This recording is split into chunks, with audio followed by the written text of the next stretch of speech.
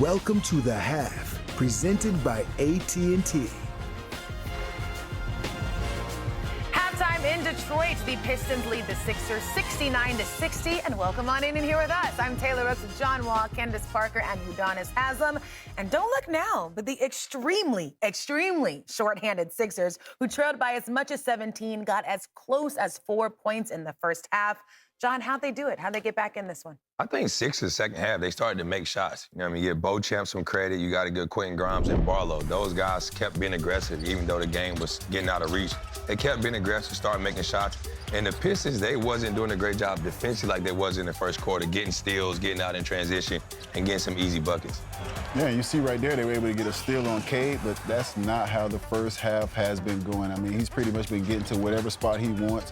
He has 9 assists in the first half. He's assisted or scored on 29 of those 69 points in the first half. So maybe when you talk about a team that's not shooting the ball that great, you put 2 to the ball. But you see right here, as he comes down court right here, we got Duncan, we hit Duncan, we come off the fade. Now we take our time. We get to our spots. We get in the paint. Look at every defender. Now we talk about 5 defenders, but that means it's 10 eyes. We got Duncan Robinson wide open. This is a guy who we need to get going. He's ignitable, so we get him the ball.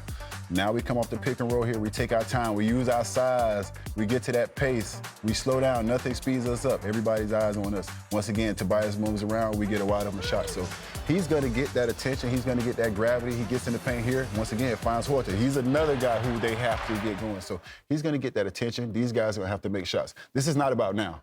This is about the playoffs. We need to get these guys going and get these guys confident going into the playoffs. Pistons are plus 12 with Cade on the court in the first half, minus 3 with him off, but the Sixers scored 21 points in the 6 minutes that Cade was on the bench. Candace, something that you talked about in the pregame a lot was that they need to be able to score the 3. The Pistons are not really good from 3, but we saw an improvement in that tonight. What did you see? Well, first, a lot of their generating threes are coming off assists. 21 first half field goal or assists on 26 field goals. And when you talk about the Detroit Pistons needing to knock down threes, a lot of it comes from interior and a lot of relying on the shoulders of 3 guys.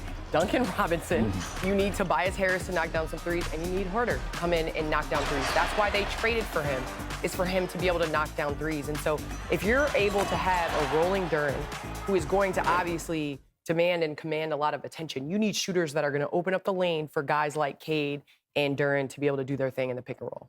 And you talk about a game like this for the Pistons, they need to be thinking about the playoffs, getting better, and we want to see them get back to that identity. How can they do that here in the second half? Grit, grind, don't worry about the score. Do not play your opponent. You play your style of play, and you play your personnel. You get guys, you close out, and you get multiple efforts in the half court, and this is what they've been missing. You get those multiple efforts in the half court, you drive those guys all the way into your help, and you let Beef Stew do what he do at the rim. And then when you got these guys on the perimeter, you get physical with these guys, you push up in these guys, you use your hands, and you be aggressive. This is who they are. This is why they lead the league in fouls, but the refs can't call everything, so you have to be who you are. And I think they guys just keep doing what they're doing defensive end. When they're getting stops and getting out in transition, Cade's pushing the pace. He knows when to be aggressive for himself. But just like Candace said, they got shooters out there. They got to be able to make those shots. And when they continue to do that, they'll be fine.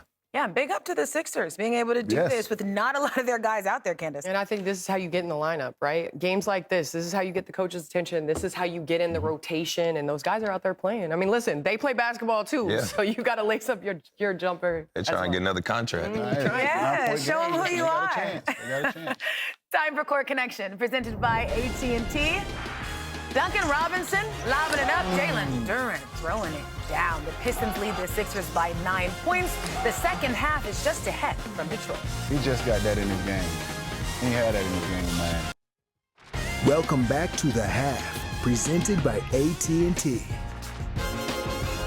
Shai Gilgeous-Alexander has a chance for a major milestone tonight. He's tied with Will Chamberlain with 126 straight 20-point games, the longest streak in NBA history. That's Shai and the Thunder are taking on the Celtics in Game 2 of our doubleheader on Prime. In Detroit, though, the top team in the East, the Pistons, are leading the Sixers by 9 points at the break. It's a good one. The second half is coming up right after this. The Half is presented by AT&T. Connecting changes everything.